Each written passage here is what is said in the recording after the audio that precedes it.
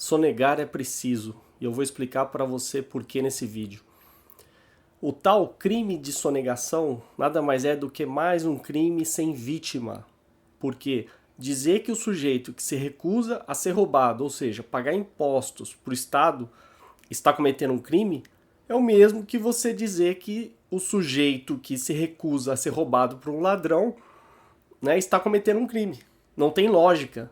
Ou seja, se eu sou assaltado por alguém e eu reajo, me recuso a ser assaltado, eu estarei lesando o bolso do ladrão? É claro que não. Então não fale em lesão a cofres públicos, porque cofres públicos nada mais é do que o bolso do ladrão, que as pessoas chamam de Estado. Estado nada mais, nada menos é um eufemismo para ladrão. Então, eu vou dar aqui alguns argumentos para vocês utilizarem quando alguém aparecer defendendo o Estado. Né? Um erro que se comete, todo mundo já cometeu, né? Eu já cometi, mas felizmente as pessoas podem evoluir. Então, torne algo pessoal, simplesmente torne algo pessoal.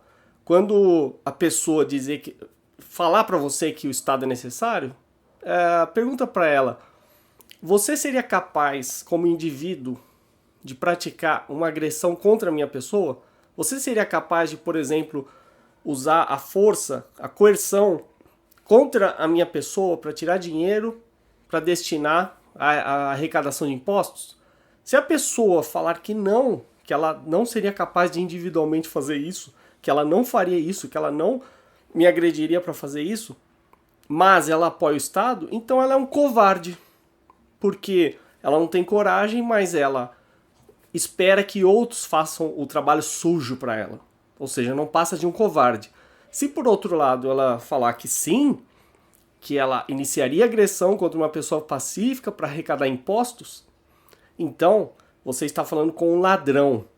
Então pergunte para a pessoa: você é um covarde ou um ladrão? Só existem essas duas possibilidades para quem defender o Estado.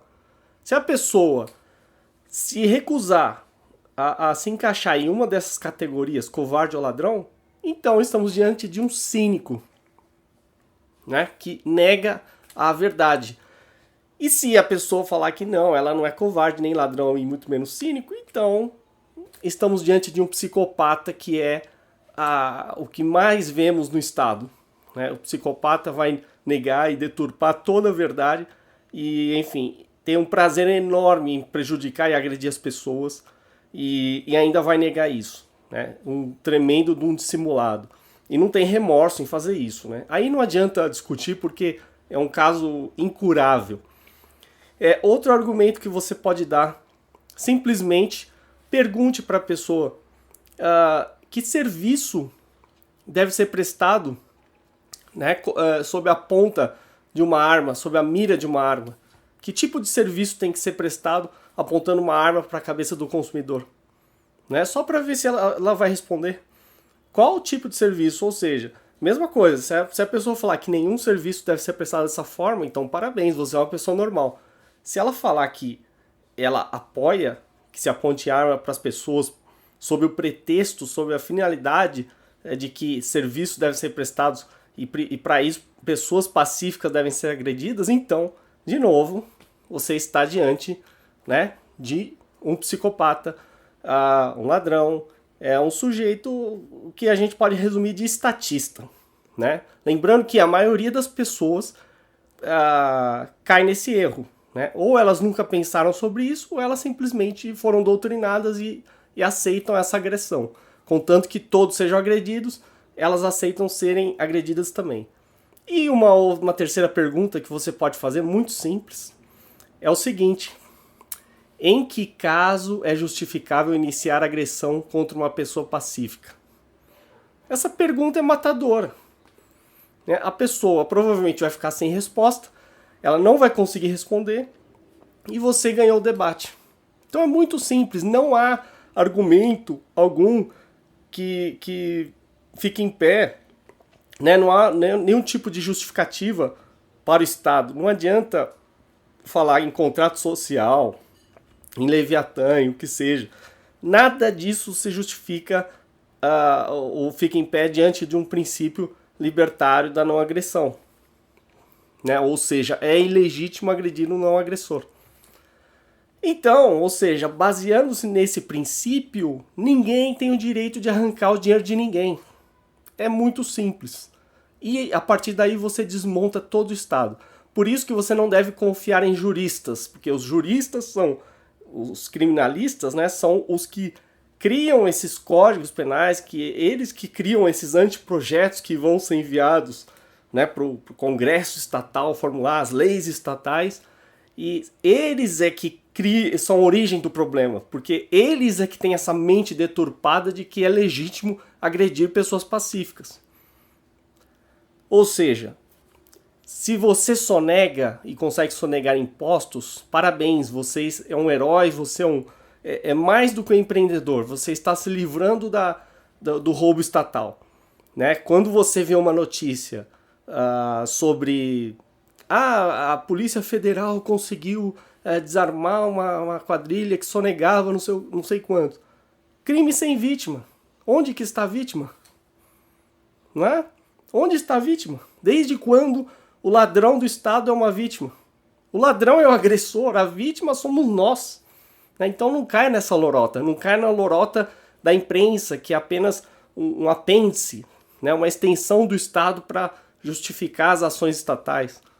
É até engraçado falar imprensa, porque não existe imprensa realmente independente. A imprensa ela se limita a repetir a versão do Estado. Né? E quando a imprensa confronta o Estado, é nos próprios termos do Estado. Né? Não, é muito difícil você ver algum tipo de mídia que realmente peite o Estado de frente. Tanto é que as TVs e rádios são concessões públicas, então o Estado está no controle de tudo. Então eu só fiz esse vídeo para você entender porque você não deve, né, ficar comemorando prisão de sonegadores. E você também deve sonegar.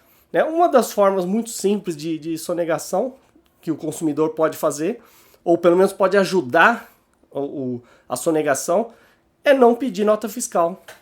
Né? Todo mundo foi doutrinado desde criança a pedir nota fiscal, como se aquilo fosse alguma garantia de alguma coisa, e não é garantia de nada. Então, não peça nota fiscal, tenta negociar um preço menor sem nota, né? Compre do mercado negro. Perfeito.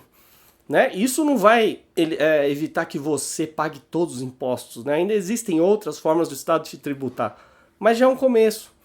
Né? E temos esse site que fizeram em reação ao impostômetro, o tal de sonegômetro, que é uma palhaçada, mas se são bilhões sonegados por ano, significa que é possível sonegar. Então, basta achar meios de sonegar e sonegar o máximo possível. A renda é sua, não é do Estado. Né? E, principalmente, nunca apoie agente estatal nenhum. Nenhum.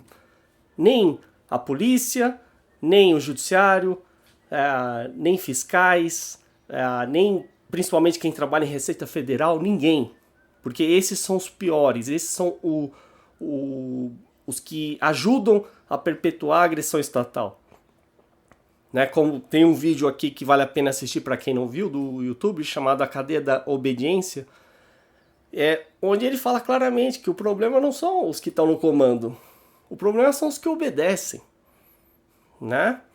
Então, digamos assim, o sujeito que trabalha como auditor fiscal da Receita Federal diz que cumpre o seu trabalho.